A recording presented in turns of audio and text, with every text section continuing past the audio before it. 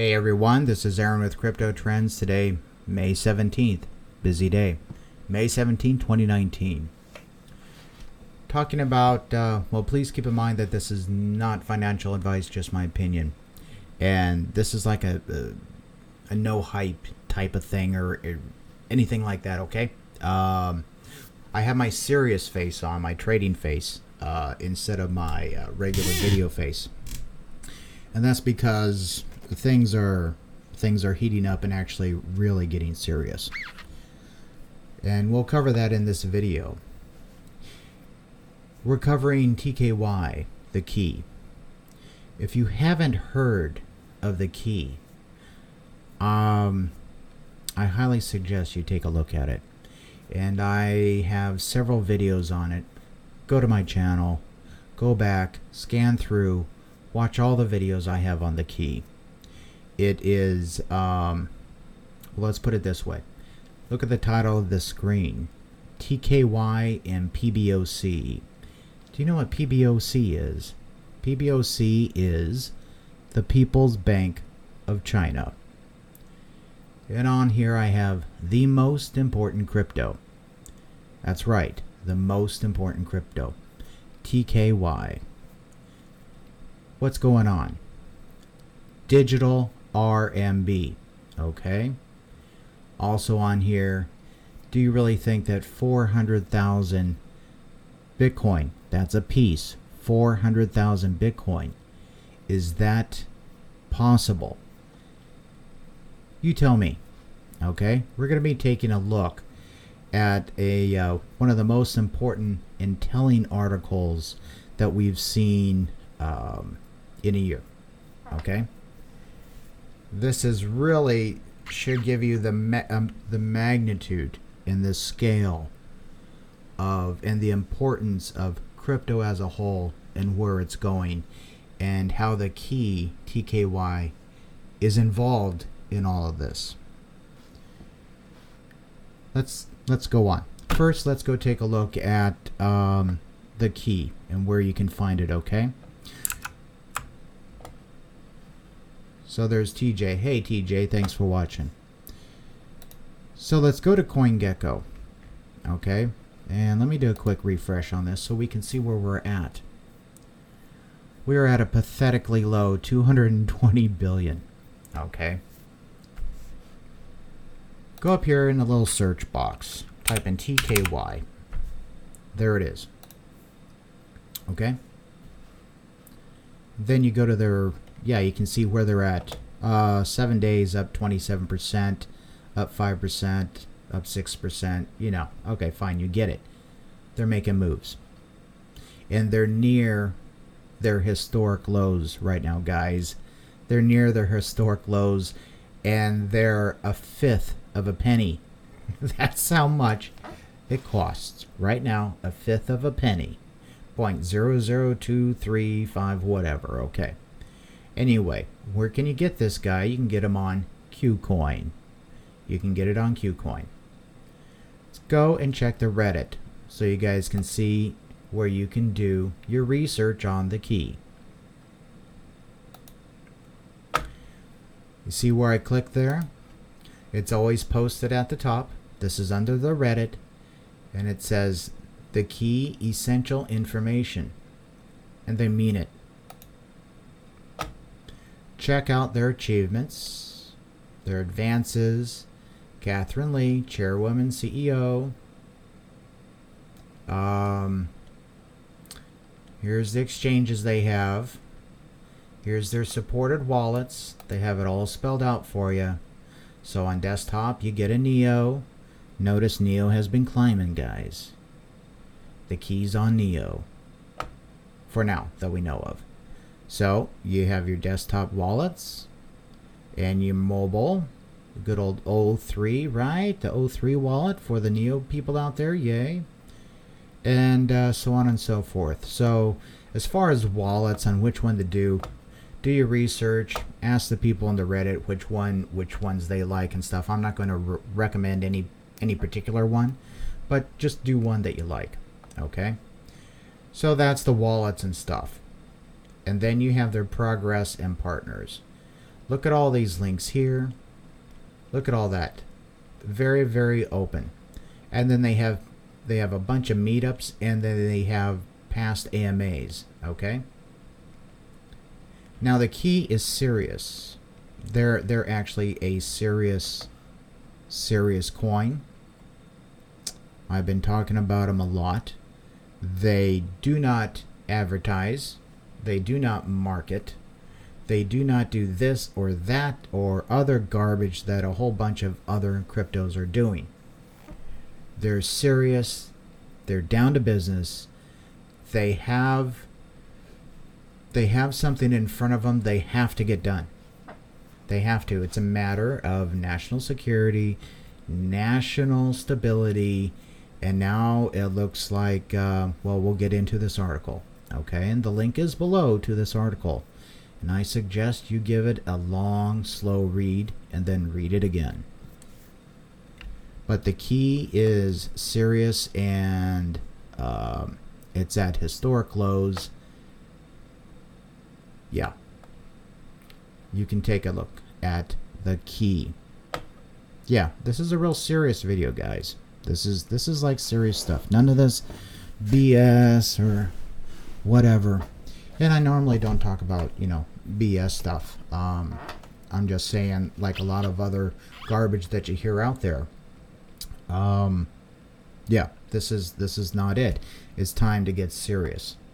And we'll cover why. You'll see why. Okay, well, let's go over to KuCoin real quick so you can see how low it is. Go to markets. It's easiest to just type in TKY because it's way the hell down there. TKY versus USD. It's down just 1%. Yeah, lots of things are down, but this is on the weekly view. Let's go to the daily. Let me scroll out. As you can see, ever since its ICO, it's just been dropping. Okay? And then notice here, notice the volumes. They've been picking up of late. I pointed this out. They've been picking up of late. What is coming with the key? Okay, so you can check it out. Let's go look at this article, okay?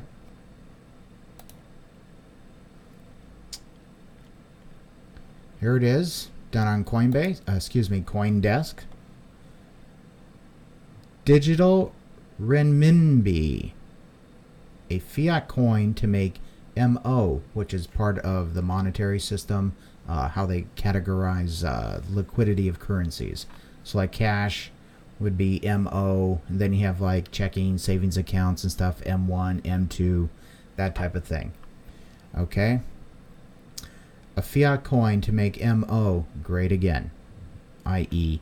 The actual like spendable dollars, the most liquid that you can get your hands on. Okay, and this is by Dovey Wan.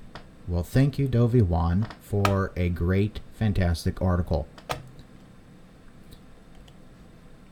Okay, so she's going on, and this is right, what she says right here. A lot of people, I don't know how they got that information, but China does not oppose blockchain technology. Far, far from it, okay? And, yeah. Okay, so she talks about that. She says, rather... So, contrary to what many think, China does not oppose blockchain technology. Rather, it takes issue with Bitcoin and other privately issued cryptocurrencies, which it fears may facilitate financial fraud and capital flight. This is a huge concern for China. Do you think fraud happens in China? Absolutely. And people are really getting hurt now from it. Little babies are dying. People are dying because of the fraud and the counterfeit goods. They don't trust their food anymore, guys. They distrust their food. That's a serious issue. That brings in VeChain, okay? VeChain is helping is helping China with that issue, as well as vaccines and stuff. Don't forget about VeChain. But nevertheless, back to this. So, financial fraud and capital flight, okay? The People's Bank of China, PBoC, has in fact had an initiative to issue a blockchain-based digital renminbi, RMB, since 2014. The project has already generated 71 patents and has initiated a trial operation for an interbank digital check and billing system.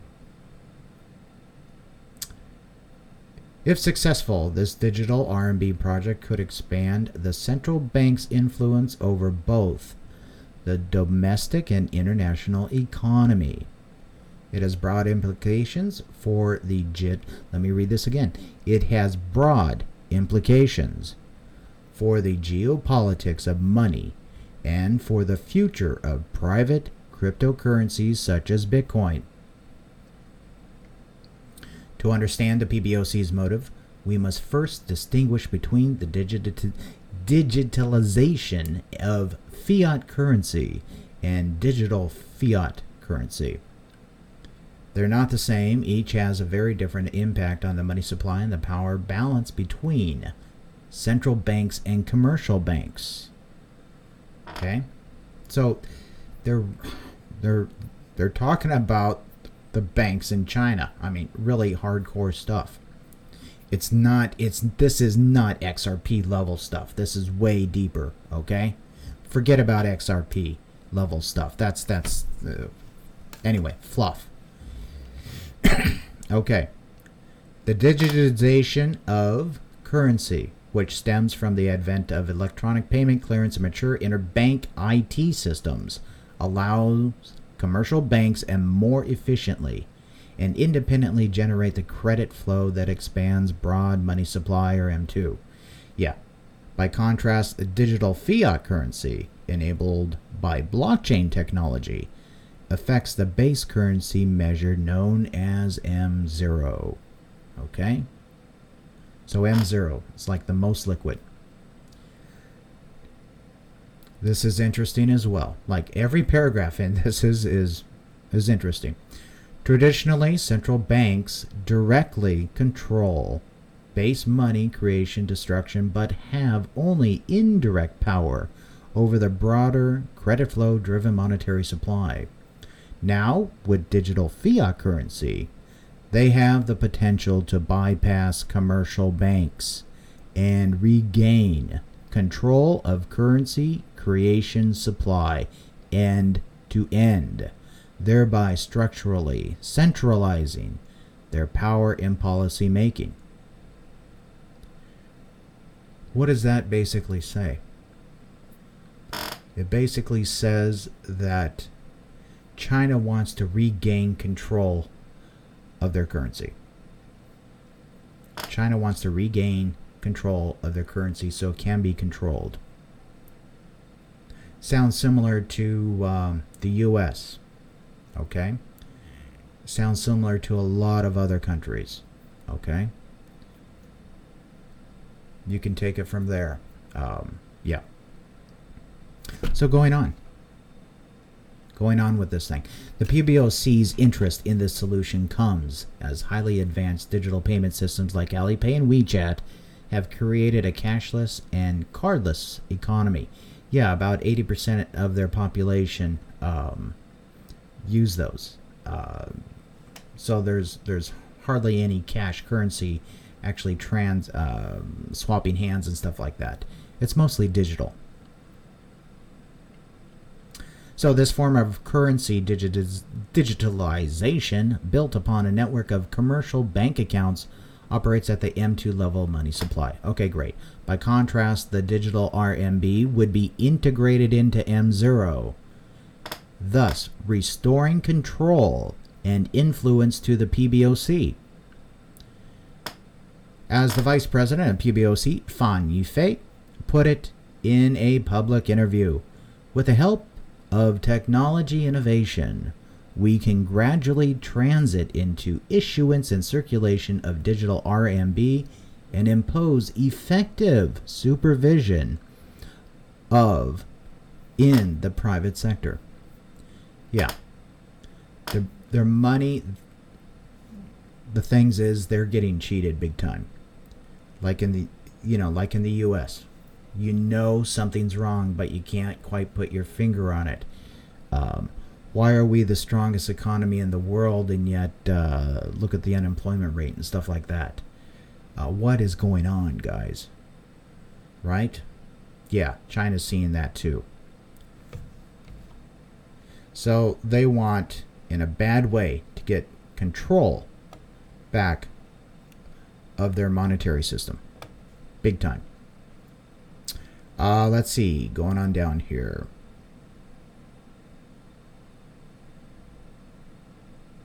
So this is another good. This whole article is good. From 2007 to 2017, China's M2 supply grew from 40 trillion RMB to 170 trillion RMB, with an average growth of 15%, outpacing the 10% nominal GDP growth rate over the same period. This was largely due to excessive issuance of commercial bank loans, primarily for real estate development, local governments, infrastructure projects, and state-owned enterprises. It has led to a highly leveraged banking system and left a huge debt risk hanging over the Chinese economy. Yeah. China's like, yeah. What's more is that the measurement of M2 underestimates the real currency growth rate in China due to this is, you guys might like this. The real currency growth rate in China due to shadow banking. Oh my gosh, shadow banking. High yield wealth management products and structural deposit offered by banks such as well as internet financing such as P2P loaning, P2P lending, person to person, make up a separate financial industry that's worth 70 trillion RMB. Okay, so that's like stuff under the covers. Wealth management products alone have grown from 500 billion, 30 trillion, etc. They're not counted as M2 and are often hard to track due to their being hidden from bank balance sheets, making it even harder for the PBoC to manage the Chinese economic cycle. There you go. Current attempts to address the problem largely consist of more stringent reporting and regulation, but this merely chases behind the problem rather than stamping it out. Okay, so you're getting the idea here that they've just lost control of their money. They don't know where it's going. They can't control it. It's almost you can just feel the sense of panic and desperation. They have got to do something about this, right? Yeah.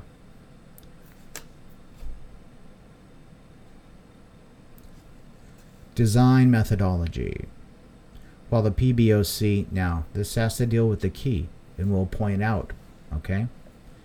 While the PBoC is still considering different possibilities for network design, it seems likely to be a permissioned network in which nodes are controlled by the PBoC and major Chinese banks.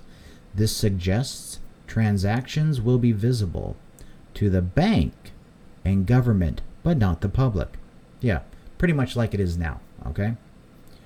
According to Yao Chuan, the head of PBoC Digital Currency Research Center, the designated PBoC digital currency system has a few key elements. So here are the elements, okay?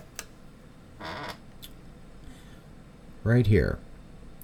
A PBoC managed private cloud as the IT infrastructure. Okay. A database on the private cloud to allow the PBoC to exercise full control over monetary issuance and ledger management. Sure, fine. A reserve database accessible by commercial banks which can either reside on the PBoC's private cloud or on the bank's own cloud. Fine. They're internal servers. Yeah, okay, fine. A digital RMB wallet client. Wow. Okay. So this is a key element. A digital RMB wallet client. Interesting. Published and maintained by the PBoC, that's used by all entities and individuals. Yeah, there you go. That is absolutely giganormous right there. So everyone is going to have a wallet. Businesses, everything, everything. If you're getting money, it's got to go into a wallet. Okay, TKY guys, check this one out. A verification center where the PBoC can manage institutional and user identity information. Read that again. A verification center where the PBoC can manage institutional and user identity information. Yeah. A registration center which records the registration of currency ownership, but keeps the ledger of digital currency generation, circulation, and inventory management. Yeah. A big data analysis center used for anti-money laundering, payment behavior analysis, and analysis of regulatory signals. This is truth. This is truth, guys. This is the use case for Bitcoin.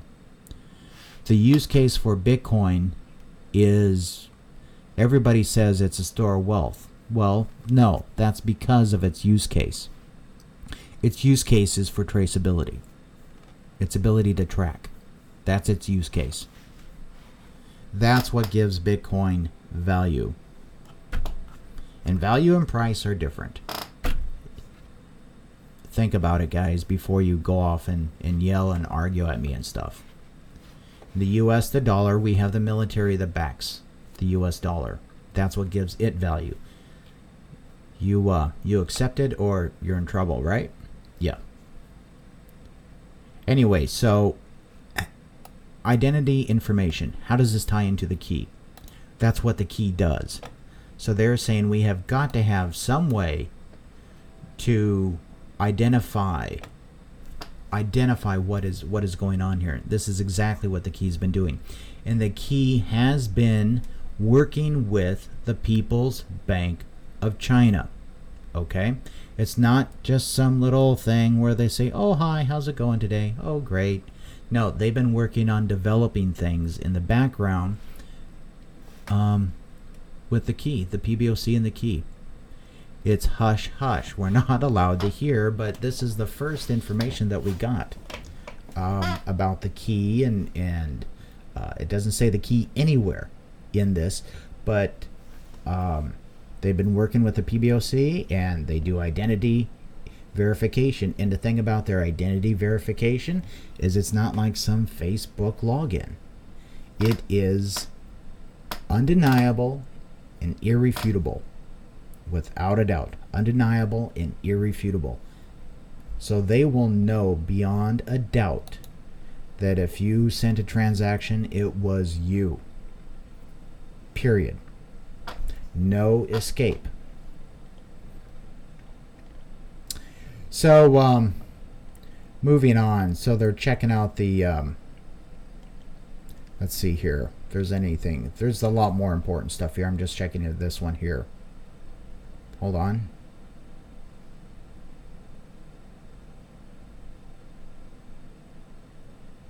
Yeah, it talks about blockchain's tamper-proof nature. Yeah. And, yeah, the cryptography prevents false transactions and counterfeiting, which also make it easier for the PBoC to manage the current flow, the circulation flow. Yeah. The issuance of digital RMB will not only make cash and coinage obsolete, ooh, which is already happening in China, yeah, but also make commercial banks and M2 easier to control. Talking about controlling the commercial banks, oh my. It means the PBoC can more effectively control and regulate an overextended debt market. Yeah, that's a big deal for them. Thanks to the blockchain traceability and programmability, it will become much more difficult to hide banking products and services from balance sheets. You mean that they think that their banks are cheating them? That they're not telling the truth? Oh my. That never happens. Please. Anyway, those days are coming to an end. They are changing their banking system. The key is integrated into this so deep. Yeah, it's huge. It's huge. Let's see. What else? This also allows for... Okay, fine. Yeah, the real estate sector. Here's interesting. This is interesting too. Got to cover it. This also allows for easier execution and more accurate assessment of monetary policy and makes the measurement of currency supply, circulation speed, currency multipliers, and distribution much more accurate. Right. PBoC can write rules at the code level regarding where digital RMB can and cannot flow to. You need identity for that, guys. Who? How do we know it's you? Well, we do. How? Because of the key. Okay? So they're able at a code level to send it to someone or not send it to someone. Okay? If it wants to cool down the housing market, for example, it can simply set a program preventing digital RMB from entering the real estate sector. Okay, fine. As for policing individuals, a person's spending history and asset balance are immediately evident on the blockchain, making it much easier to accurately assess creditworthiness, detect money laundering, and prevent tax evasion and capital flight. Okay? She's spelling out the goals here of what China wants to do. All right? They want to prevent the tax evasion, the people cheating, and the capital flight of their citizens. Yeah, that's not cool. So this is going to be happening. Okay? This is the digital RMB. This is, of course, is likely to strengthen privacy advocates already mounting criticism of China's social score model. Yeah, it's not clear that such criticism is having any influence over the government thinking on such matters. No, they don't care. Yeah, the key has hinted at that they are involved in the credit score. Don't quote me or them on that, okay? But it was in like an AMA. Do your research, guys. TKY, the key. A digital RMB could even strengthen China's influence overseas. Okay? And if One Belt, One Road initiative succeeds, a digital, borderless, stable currency could facilitate international trade among 60-plus member countries. Oh, yeah. This, coupled with the fact that China is the biggest creditor to Venezuela and holds over 14% of African countries. Yeah. Okay.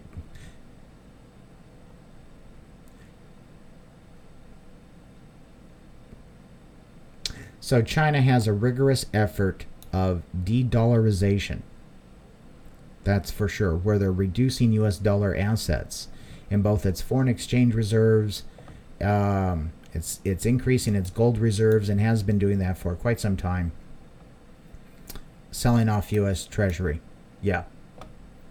So they've been doing that to get themselves out of the dollar. What they're doing is compartmentalizing themselves to have their own currency. We're going to be seeing this in the U.S. too, I think. Anyway, either way, these moves that they've been doing could increase tension between U.S. China and might even force the U.S. to pursue a similar digital model for the dollar. Yeah. Moving on. We still have a little time before such questions come pressing. Even so, change is coming. According to the people working on this initiative, adoption will come with a great deal of observation and adjustment over the course of 10 years or more, with experiments in various use cases starting in specific economic zones like the city of Shenzhen. Eventually, the plan is to use incentives such as increasing the transaction cost of cash to push people towards using digital currency. Yeah, it's cheaper to use digital currency than it is cash. Right. Cash is expected to disappear almost entirely. So they're saying, what's the next question is, what does this mean for cryptocurrencies such as Bitcoin?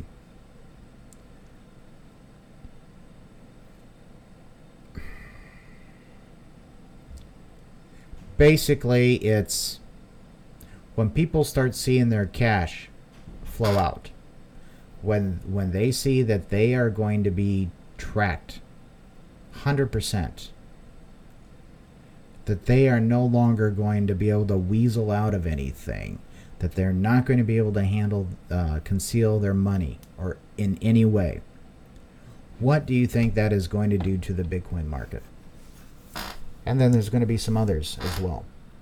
What do you think is going to do when the average Chinese citizen starts to learn this? What do you think is going to happen to the crypto market? I'll give you my opinion. I think the exchanges are going to fail. Oh, why are they going to fail? Because they're going to be so overwhelmed with business, with people trying to get on them, it's going to look like continuous denial of service attacks on them. And it's not. It's just the vast number of people trying to get on to Bitcoin and to others that are out there, so they at least can have some type of means and way to actually spend money without being tracked 100%. Okay? Because that is absolutely coming down the pipe for China. I've been talking about it for a while. This article spells it out. This is the most, I'm taking a long time on this. This is the most important article pretty much for the history of Bitcoin. And guys, we haven't seen anything yet. We haven't seen anything. You tell me, do you think this is bullish? Do you think it's bearish? Etc. Check out the key. The key is involved because it's the one who's going to digitize a person's real identity so they can track it. With this type of system they're talking about, with digital RMB and real identity and stuff like that, I mean, there's no need for accountants anymore. There's no need for accounting. There's no, yeah. So if you're a CPA, there's no need. There'll be special instances, sure. But really, the books are going to be balanced basically real time, is what they're saying. Yeah. So if you're an accountant in China, yeah, looks like your days are numbered, doesn't it? Anyway, I'll leave it at that. Long video. Read this article and then read it again and then read it again. Put your comments below. What do you think is coming? The significance that this has on the entire crypto market. The significance of the key. Right now it doesn't say so much, but it just exudes what the key has been working on. Okay? And definitely do your research on the key. It is the most important crypto project out there because it is, look at what it's doing. It is facilitating digital RMB for real world use case. So China can get back control of their monetary system. Very, very, very important. And best of luck to them. Okay, because no country wants to be in that situation. Give me your thoughts. Like, subscribe, get notified. Okay? Long video, but it's a pretty dang important one. And, yeah. So let me go see here. Okay, great. Hey, TJ. Good to see you. Hey, Dances. Hey, Millie. How's it going? What's my opinion on Nash? I don't have any. Sorry, eh? They're about to come live in the next weeks. Dude. What did I just cover? I don't mean to be coy or anything. What did I just cover? I covered the key. I covered the key, how it's integrated into digital RMB. How China is taking its entire currency system digital and getting away from the central banks. I don't give two hoots about Nash.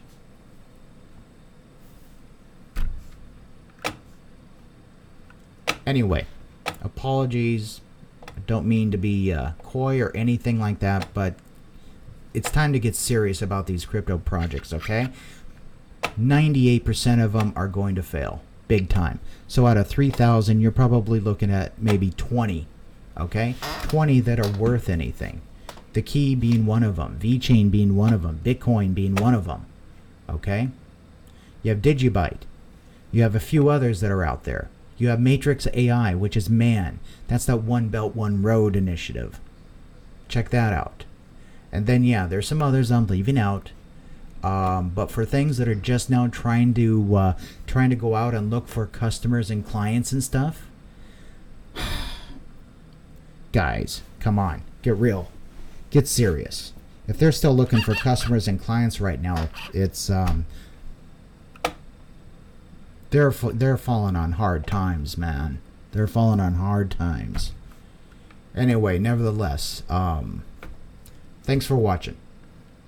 Have a great day. Check out the Key. Read this article. Link is below. Have a great day, guys.